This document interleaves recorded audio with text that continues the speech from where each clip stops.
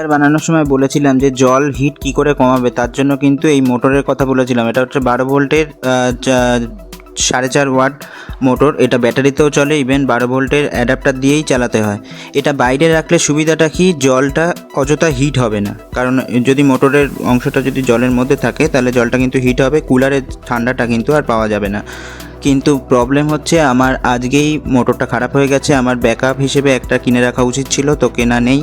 তো অসুবিধা নেই, আজকের বৃষ্টি হওয়ার জন্য টেম্পারেচার কিন্তু লো হয়ে গেছে। আর এখানে দেখো ফ্যান দিয়েছি, যার জন্য কিন্তু এই অ্যাকোরিয়ামে প্রায় ধরে নাও 29.3 ডিগ্রি টেম্পারেচার। কিন্তু অন্য অ্যাকোরিয়ামটায় তোমাদের দেখাবো, সেটা দেখলে তোমরা বুঝতে পারবে টেম্পারেচারের ডিফারেন্সটা কোথায়। অন্য যে আমার অ্যাকোরিয়ামটা রয়েছে তাতে 31.7 ডিগ্রি টেম্পারেচার, এতে কিন্তু কোনো ফ্যান নেই, ওটা নর্মাল টেম্পারেচার। ফ্যান দিয়েও কিন্তু 1.5 থেকে 2 ডিগ্রি কিন্তু টেম্পারেচার কমানো যায়, সেটাই তোমাদের আজকে দেখালাম।